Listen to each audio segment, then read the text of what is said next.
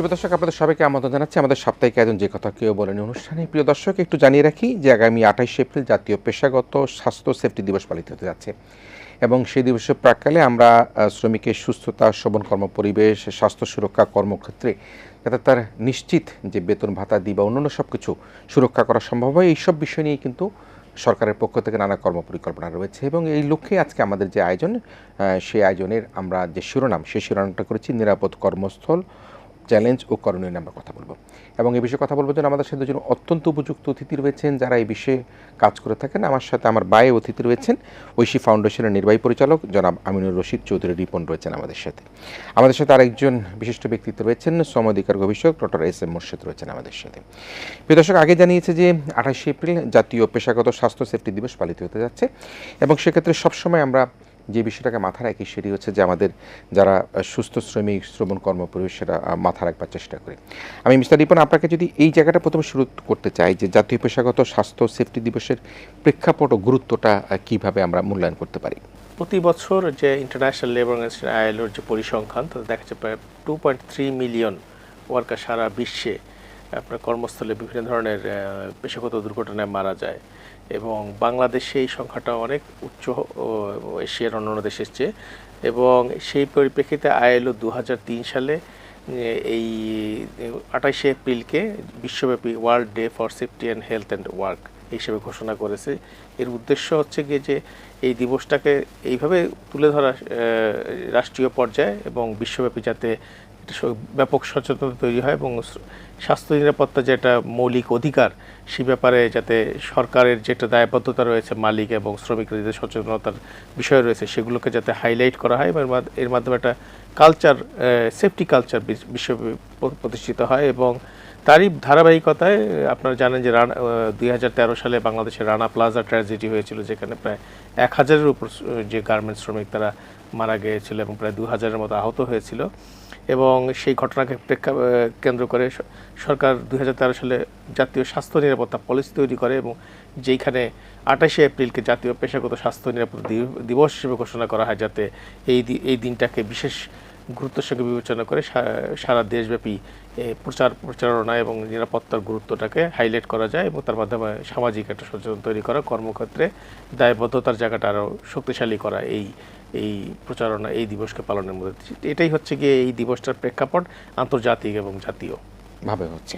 জি doctor Morshed, আমরা কিন্তু একদম পূর্ণাঙ্গভাবে বুঝলাম মিস্টার রিপনের কাছ থেকে, এবং তিনি যেহেতু ঐশী ফাউন্ডেশনের তাদের সার্বক্ষণিক কার্যক্রমে কিন্তু এই শ্রমিকদের নিয়ে, তাদের স্বাস্থ্যগত পেশাগত ঝুঁকি নিয়ে, এবং আমি অনেক ক্ষেত্রে দেখেছি যে ঐশী ফাউন্ডেশন তারা কিভাবে ট্যানারিতে শ্রমিকরা কাজ করছে, বজ্র শ্রমিকরা কিভাবে তার স্বাস্থ্য ঝুঁকিতে রয়েছে, এরকম নানা গবেষণা, নানা রকম কর্মকাণ্ড তাদের রয়েছে। তার কাছ থেকে বুঝতে পারলাম যে আসলে আমাদের এই দিবসের মূল্যায়ন এবং দিবসটা নিয়ে ব্যাখ্যা করলেন। আমরা যেটি বলা হলো যে 1000 বা 1200 লোকের মতো মারা গিয়েছে আমাদের যে গার্মেন্টসের দুর্ঘটনায়, সেটি মারা গেল। আমরা দেখেছি তাজরিন ফ্যাশনেও কিন্তু আগুন লেগে আমরা দেখেছি প্রচুর কর্মী মারা গিয়েছে। সে অবস্থায় বাংলাদেশের আসলে কর্মক্ষেত্রে নিরাপত্তার পরিস্থিতিটা কীরকম? আমাদের এখানে আমাদের কর্মক্ষেত্রগুলো আমরা এখনো আসলে নিরাপদ করতে পারিনি। এটি আমাদের একটি সামগ্রিক ব্যর্থতা।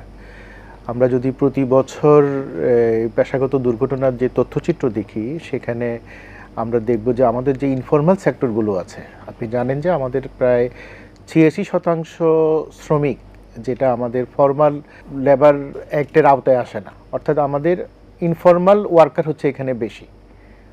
তার মানে হচ্ছে যে যেখানে আমাদের 86% শ্রমিক শ্রম আইনের আওতার বাইরে, স্বাভাবিকভাবেই সেখানকার যে নিরাপত্তা, সেখানকার জবাবদিহিতা, সেখানকার কাজের পরিবেশ till now is a big concern.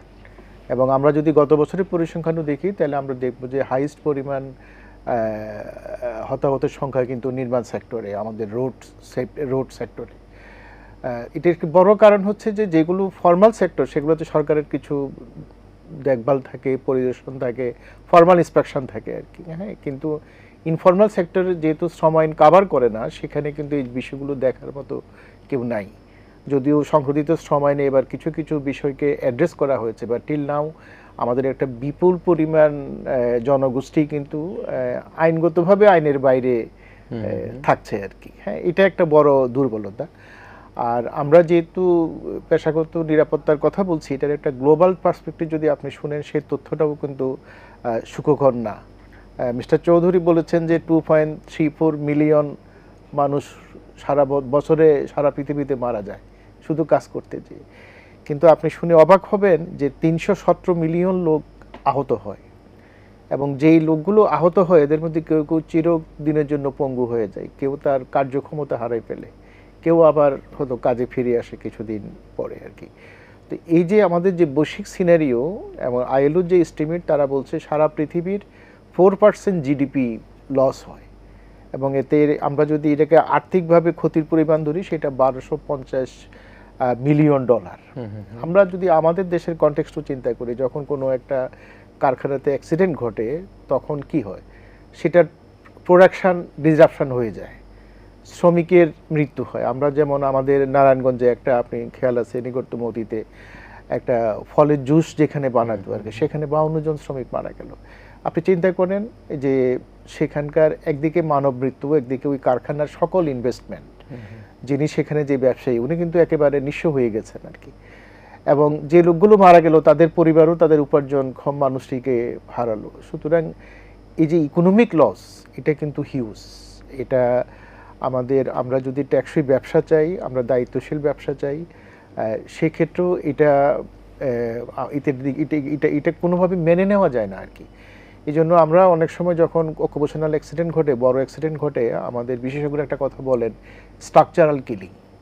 হ্যাঁ, আমি যদিও ঠিক কিলিং ওইভাবে বলতে চাই না, কিন্তু এক্সপার্টরা এটাই বলেন যে আপনি যদি আপনার প্রতিষ্ঠানটাকে নিরাপদ না করেন, তাহলে যেই অ্যাক্সিডেন্টটা হচ্ছে এটা স্ট্রাকচারাল কিলিং, অর্থাৎ আপনার অবকাঠামোগত দুর্বলতার কারণে। আরেকটা বিষয় আপনি খেয়াল করবেন, আমরা প্রায় দেখি এই একটি ঘটনা যে শ্রমিকরা যখন কাজ করতে যায় এক্সিট ওয়ে রাস্তাটা বন্ধ থাকে, যে দেখা গেল যে আগুন লাগলো, সে আর বের হতে পারে নাই।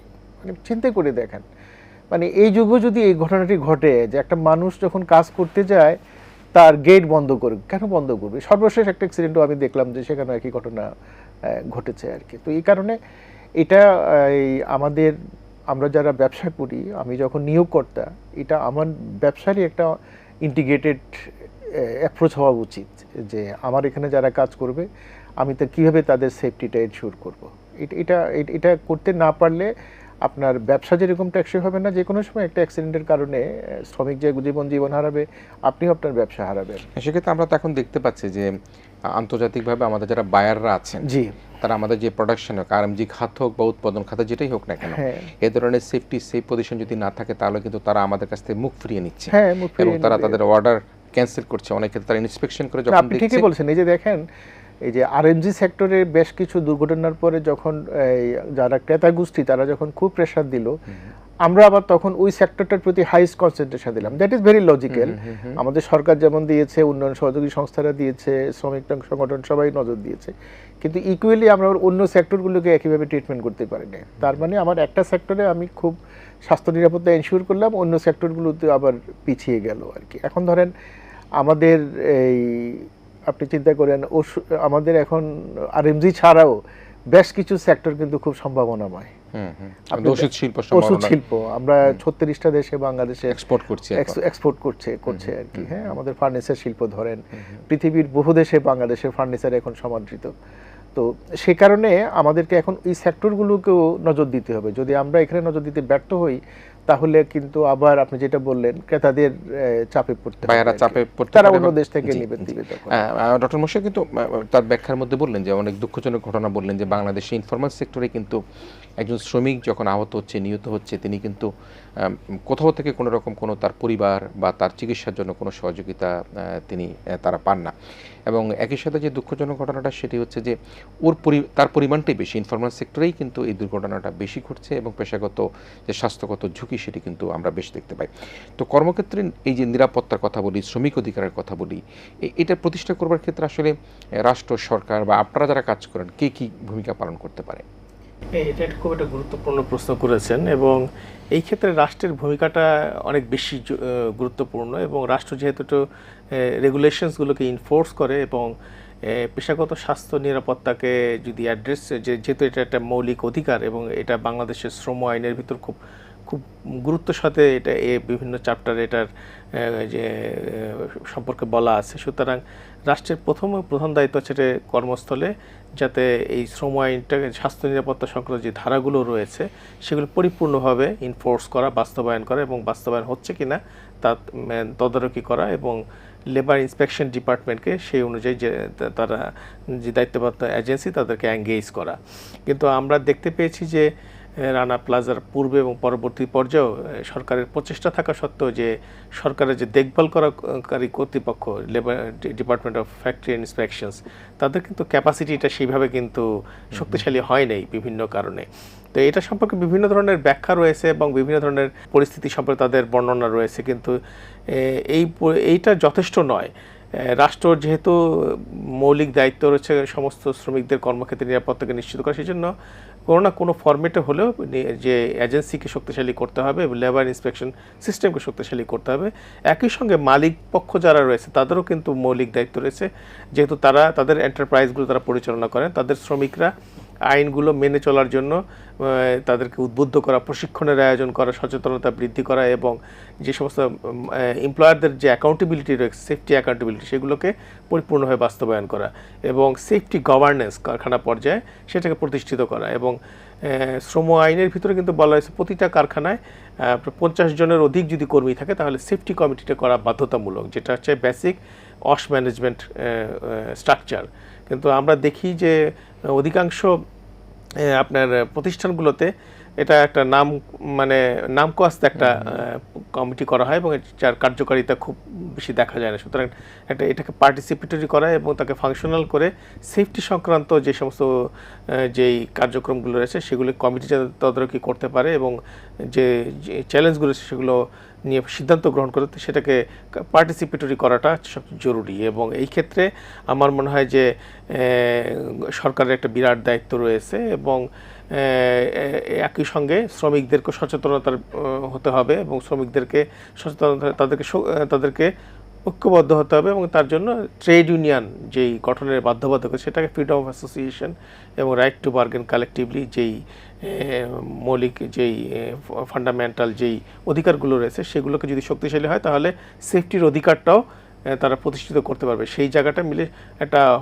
শ্রম বান্ধব পরিবেশ তৈরি করা, যেটার মাধ্যমে পেশাগত স্বাস্থ্য নিরাপত্তার অধিকার অর্জিত হবে। এটাকেই আমাদের নিয়ে একটু গুরুত্বের সঙ্গে বিবেচনা করতে হবে কর্মক্ষেত্রে নিরাপদ করার জন্য এবং কর্মস্থলে দুর্ঘটনা এবং হার কমিয়ে আনার জন্য এবং শ্রমিকদেরকে নিরাপদ করার জন্য। এবং ডক্টর মোর্শেদের একটা কথা বলেছেন যে আমাদের দেশে কিন্তু প্রায় 80% শ্রমিকরা ইনফর্মাল সেক্টরে। সুতরাং ইনফর্মাল সেক্টরের শ্রমিকরা যাতে শ্রম আইনের আওতার ভিতরে খুব পরিষ্কারভাবে কভার্ড হয়, সেটার জন্য শ্রম আইনকে আরও বেশি ক্লিয়ারলি যে ইন্টারপ্রিটেশনের ব্যাপারটা সেটা করতে হবে। এবং শ্রম আইনে তো সব কিছু আসলে ক্লিয়ারলি বলা থাকে না, বিধিমালাটা যেটা তৈরি হবে সেখানে যেন খুব পরিষ্কার হবে যে কাভারেজটা নিয়ে বিস্তৃত বর্ণনা থাকে, তাহলে সমস্ত সেক্টরে যাতে এই মৌলিক অধিকার ইনফর্মাল ফর্মাল সেক্টরের শ্রমিকরা যাতে অধিকারটা ভোগ করতে পারে তার একটা পরিবেশ তৈরি হবে। এটাই আজকের দিনে খুবই জরুরি। ডক্টর মোর্শেদ, এখানে মিস্টার চৌধুরী যেটি কিন্তু বলবার চেষ্টা করলেন যে পেশাগত ব্যাধি নিরসনের কথা বলেন। আমরা যদি তাকাই, যিনি ওয়েল্ডিং করেন তার কিন্তু বুকের মধ্যে যক্ষা হবার একটা চ্যালেঞ্জ থাকে এবং সে কিন্তু একটা সময় পরে কিন্তু অসুস্থ হয়ে পড়ে। আমরা বিদেশে দেখেছি যে যিনি ওয়েল্ডিংয়ের প্রফেশনে কাজ করেন তাকে কিন্তু ঝুঁকি ভাতা পর্যন্ত দেওয়া হয়। আমরা চামড়া শিল্পের ক্ষেত্রে দেখি, চামড়া শিল্পের ক্ষেত্রে কিন্তু তার ক্ষত হচ্ছে, তার চর্মরোগ হচ্ছে। আবার আমাদের যারা বর্জ্য নিয়ে যারা কাজ করেন তারাও কিন্তু নানা রকম স্বাস্থ্য ঝুঁকির মধ্যে থাকে। এই যে স্বাস্থ্য ঝুঁকি সেটি কিন্তু আমরা বাংলাদেশে মোটেই কিন্তু অ্যাড্রেস করা হয় না। আমরা দেখি যে চামড়া কারখানা যারা কাজ করেন তারা শেষ জীবনে এসে ঝুঁকে তারা মরছেন, তারা চিকিৎসা পাচ্ছেন না। সেই জায়গাটা আপনি কীভাবে দেখেন? আচ্ছা, না, এটা প্রথম কথা হচ্ছে যে এই ইস্যুটা আইডেন্টিফাইড আমাদের এখানে এবং আমাদের শ্রম আইনের কিন্তু অ্যাটাচমেন্টে একটা পেশাগত ব্যাধির তালিকা আছে যে আমি কোন কাজে করতে যাই আপনি কি অসুস্থতা হন আর কি। এবং অকুপেশনাল ডিজিজ এটাও একটা গ্লোবালি খুব স্বীকৃত একটা বিষয় আর কি।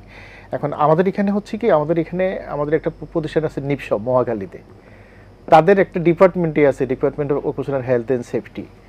এখন তাদের একটা শিক্ষা প্রতিষ্ঠানের যে কন্ট্রিবিউশনটা করার কথা ছিল যে তারা পেশাগত ব্যাধি নিয়ে গবেষণা করবে, সরকারকে ইনপুট দিবে এবং এখনকার আমরা যেরকম ধরে আইটি বেসড আমরা কাজ করি এখানে এই কাজের যে নেচার, আমি ডেস্কে বসে কাজ করি, সেখানে আমার কোনো স্বাস্থ্যগত সমস্যা হচ্ছে কিনা। সো ইটস এখন মানে অনেক চিন্তার বহুমাত্রিকতা এসে গেছে আর কি। আমরা যে সবসময় যে ওয়েল্ডিং যে করে আপনি যেটা বললেন, যে মহিলা সুচ দিয়া গার্মেন্টসে কাজ করে, দেখা গেছে সে অনেকদিন কাজ করার পর চোখে কম দেখে, এগুলো তো আছে। বাট এর বাইরে এখনকার আমাদের যে ওয়ার্কিং এনভায়রনমেন্ট, সেটাও কিন্তু বড় কনসার্ন। এবং আপনি শুনে খুশি হবেন যে এবার আইএলও যে থিমটা গ্লোবালি প্রমোট করতেছে এই পেশাগত স্বাস্থ্য নিরাপত্তা দিবসে, তারা বলছে যে হেলদি সাইকোসোশ্যাল ওয়ার্ক এনভায়রনমেন্ট। আমরা কিন্তু একসময় এগুলো চিন্তা করি নাই যে আপনি আপনার কর্মস্থলে মানসিক নিপীড়নের শিকার হচ্ছেন কিনা। হ্যাঁ, এবং আমাদের দেশে কিন্তু এটা একটা অদৃশ্য বাস্তবতা। এটা অনেক জায়গাতেই শ্রমিক যেখানে কাজ করছে বা আমরা যেখানে কাজ করছি, দেখা যাচ্ছে ঊর্ধ্বতন কর্তৃপক্ষ নানাভাবে তাকে মানসিকভাবে নিপীড়ন করছে। এবং আপনি নিশ্চয়ই জানেন বাংলাদেশে কিছু ঘটনা ঘটেছে যে এরকম এক ভদ্রলোক সরকারি অফিসেরই রাজশাহীতে, তার বস তার সাথে এরকম মানসিক নিপীড়ন করতো। তার একটা শারীরিক অক্ষমতা ছিল, সে বলছিল যে সে দোতলায় উঠতে পারে না, তাকে নিচে তার সিটিং অ্যারেঞ্জমেন্ট দেওয়া হোক। তো ওনাকে বলছে না, তোমাকে দোতলায় উঠতে হবে। তো এই লোকটার হি ওয়াজ ফিজিক্যালি চ্যালেঞ্জড, এবং একটা সময়ে যে তার সাথে অনেক মিসবিহেভ করা হতো আর কি, এবং শেষ পর্যন্ত সে সুসাইডের সিদ্ধান্ত নেয় আর কি। তো এরকম এটা একটি মাত্র ঘটনা, বাট অনেক ঘটনা আছে যেগুলো আমরা যেহেতু চাকরি হারানোর ভয়ে মানুষ হয়তো বলতে চায় না আর কি। কিন্তু এটা এখন গ্লোবাল ইস্যু, এটা শুধু বাংলাদেশে না, পৃথিবীব্যাপী এটা একটা বড় ইস্যু। এবং আইএলও এবার তারা একটা গ্লোবালি একটা কল করছে যে এটা হেলদি সাইকোসোশ্যাল এনভায়রনমেন্ট, আমার কাজের পরিবেশে যাতে আমার এরকম কোনো সাইকোলজিক্যালি যাতে আমি কোনো টর্চারের ভিকটিম না হই, সেটাও একটা বড় বিষয় আছে আর কি। হ্যাঁ, তো আমাদের এখন এই বিষয়গুলো খেয়াল করতে হবে, কারণ এখন তো কাজের নেচার চেঞ্জ হয়ে যাচ্ছে, তাই না? টেকনোলজি আপনাকে ভিন্ন ভিন্ন নেচারে আপনি কাজে আসছেন, আপনার কাজের প্যাটার্ন চেঞ্জ হচ্ছে, নিউ প্যাটার্নে আপনার স্বাস্থ্য সংক্রান্ত বিধিবিধান আপনাকে দেখতে হবে। ধরেন আপনি ব্যাংকে চাকরি করেন, আপনি ব্যাংকে চাকরি করলে আপনি সকাল 9টা থেকে 4টা 5টা পর্যন্ত আপনি একই চেয়ারে বসে আছেন। এই যে আপনি কন্টিনিউয়াসলি এত ঘন্টা বসে থাকলেন, এটার কারণে আপনার শরীরে কি প্রতিক্রিয়া হচ্ছে, সেটাও কিন্তু একটা ভাববার সময় এখন আমাদের এগুলো আমাদেরকে চিন্তা করতে হবে সবসময়, যে আমরা কারখানার শ্রমিক কাজ করলে তার বিধি অবশ্যই সেটা আমাদের দেখতে হবে। একইভাবে আমরা যারা কারখানায় কাজ না করে অন্য জায়গায় কাজ করছি, সেখানেও আমাদের এই বিষয়গুলো দেখতে হবে আর কি। জি, মানে আমি এই প্রসঙ্গে আরেকটা বিষয় মিস্টার চৌধুরী আপনার কাছে আসি, সেটি হচ্ছে আমাদের এখন যারা পাঠাও হুন্ডা চালাচ্ছে, মানে আমি খুবই আশ্চর্য হয়ে যাই। কারণ ছাত্রের সময় আমি মোটরসাইকেল চালাতাম, একসময় আমার পিঠের ব্যথা হলো, আমার ডিস্ক সরে গেল। এই যে কর্মকাণ্ডের সাথে পাঠা হুন্ডা চালানোর সাথে যে তরুণরা যুক্ত আছে, এরা একসময় কিন্তু এই ব্যাধিতে কিন্তু তারা পড়ে যাবে, এবং তারা কিন্তু সেই ঝুঁকি থেকে পড়লে তখন তার যে উপার্জন হলো পরবর্তীতে তার চিকিৎসার জন্য কিন্তু তার সাথে বেশি ব্যয় হয়ে যাওয়ার একটা ঘটনা ঘটে যেতে পারে। এটি আমাদের কর্মক্ষেত্রে যেটা বললো, শুধুমাত্র আমরা যে ওই কারখানার শ্রমিকদের নিয়ে দেখবো সেটি নয়, আমাদের একটা অফিস আদালতে যারা কাজ করছেন তার কি হতে পারে, যিনি বড় হাই অফিসার আছেন তার কি হতে পারে। বড় বিষয় আপনি যে মোটরসাইকেল চালা যার কথা বললেন, সে কিন্তু ইনফর্মাল শ্রমিক। হ্যাঁ, সময় না কিন্তু তার কাভারেজও নাই, সে মরে গেলেও কাভারেজ নাই, সে অসুস্থ হলো কাভারেজ। আমরা শেষের আলোচনায় আসি যে এই কর্মক্ষেত্রে আমরা যদি নিরাপদ কর্মক্ষেত্র গড়ে তুলতে চাই, সেখানে নিয়োগকর্তাদের কি ভূমিকা হতে পারে, এবং কর্মক্ষেত্রের বেশিরভাগই কিন্তু আমরা দেখি যে যারা উদ্যোক্তা ব্যবসায়ীরা, আমরা আরএমজি খাত বলি, আমাদের ফ্যাক্টরি বলি, তারাই কিন্তু মূলত বেশি শ্রমিকদের নিয়ে তাদের ইনভলভমেন্ট থাকে। সেই সব সংগঠনগুলো কী ধরনের কন্ট্রিবিউট করতে পারে যে যাতে কর্মক্ষেত্রে স্বাস্থ্য ঝুঁকি কম থাকে, কর্মী শোভন কর্ম পরিবেশে কাজ করতে পারে, সেই জায়গাটা আপনি কীভাবে দেখেন? নিয়োগকর্তাদের আসলে একটা বড় একটা ভূমিকা রয়েছে নিরাপদ কর্মক্ষেত্র গড়ে তোলার ক্ষেত্রে, এবং যে কর্মস্থল পর্যায়ে যে স্বাস্থ্য নিরাপত্তার যে ইস্যুগুলো রয়েছে সেগুলোকে মিনিমাইজ করার জন্য। তো সবচেয়ে বড় যেই দায়িত্বটা রয়েছে যে তার কর্মী বাহিনীকে স্বাস্থ্য নিরাপত্তা সম্পর্কে সচেতন এবং প্রশিক্ষিত করা, এবং একটা preventive health and safety culture গড়ে তোলা কর্মস্থলে। যদি প্রিভেনশনের কালচারটা গড়ে তোলা যায় সবাই সম্মিলিতভাবে, পার্টিসিপেটরি যে অ্যাকশন যেটা কর্মস্থলে সেটা যদি প্রতিষ্ঠিত করে, তাহলে দুর্ঘটনা অটোমেটিক্যালি কমে আসবে। এটা একটা মানে সাইকেল। তো সেই কালচারটা ডেভেলপ করা এবং কমপ্লায়েন্স, অর্থাৎ যে আইনগুলো রয়েছে সেগুলোকে যথাযথ বাস্তবায়ন করা এবং মেনে চলার জন্য যে পরিবেশ, এটা মালিককে এনশিওর করতে হবে, এবং শ্রমিকদেরকে তাদেরকে উদ্বুদ্ধ করতে হবে যারা তারাও যেন সেফটি সংক্রান্ত যে ইনস্ট্রাকশনগুলো রয়েছে, যে সমস্ত যেই নিয়মকানুনগুলো রয়েছে তারা মেনে চলে। সুতরাং সেই ক্ষেত্রে একটা এই বাধ্যবাধকতামূলক পরিবেশটা তৈরি করা এটা মালিকের দায়িত্ব। এবং আপনি যে কথাটা বললেন যে এই যে পাঠাও শ্রমিকদের যে আপনার তারা যে দীর্ঘ সময় ধরে কাজ করে, মাস্কিওস্কেলিটন ডিসঅর্ডার বা পিঠের ব্যথা সহ যে সমস্ত ঘটনা রোগ ব্যাধিগুলো ঘটে, এটা কিন্তু বাস্তবতা। এবং দুর্ঘটনা হলে এটা সবাই দেখতে পারে যে এটা দুর্ঘটনা হয়েছে, কিন্তু পেশাগত রোগ হলে কিন্তু সেটা ডায়াগনোসিস না করা পর্যন্ত কিন্তু সেটাকে আইডেন্টিফাই করা সম্ভব না। এবং বাংলাদেশের সবচেয়ে বড় চ্যালেঞ্জ হচ্ছে কি আমাদের দেশে কিন্তু যথেষ্ট দক্ষ চিকিৎসক নেই অকুপেশনাল ডিজিজকে ডায়াগনোসিস করে রিকগনাইজ করা এবং তাকে ভিকটিমকে তাকে ট্রিটমেন্ট করা এবং রিহ্যাবিলিটেট করা, এই ধরনের সিস্টেম কিন্তু গড়ে ওঠেনি। ফলে দেখা যায় যে আমাদের যে সোশ্যাল প্রোটেকশন সিস্টেমটা স্ট্রং না হওয়ার কারণে যেই ভুক্তভোগী তাকেই কিন্তু চিকিৎসা ব্যয় বহন করতে হয়, তার পরিবারকে আলটিমেটলি একটা বিশাল স্বাস্থ্য খরচের সম্মুখীন হয়। বা যদি ভিকটিম যদি কর্মক্ষম না হয় তাহলে তো চাকরি হারিয়ে একটা বেকার জীবন এবং পারিবারিক দুর্বিষহ জীবনে চলে আসে। সুতরাং এটা আমাদের সবার মিলে একটা প্রথম দায়িত্ব হচ্ছে যে অকুপেশনাল ডিজিজ এবং অকুপেশনাল শুধু অ্যাক্সিডেন্ট না, ডিজিজকেও আমাদের পলিসি এবং অ্যাকশনের ভিতরে নিয়ে আসা। কারণ যদি ডিজিজ তো দেখা যায় না, সুতরাং এটাকে যদি আমরা প্রিভেন্টিভ কালচারে পরিণত করতে পারি তাহলে পেশাগত ব্যাধির পরিমাণও কমে আসবে এবং সুস্থ শ্রমিক, কর্মক্ষম শ্রমিক, প্রোডাক্টিভ শ্রমিকও হবে।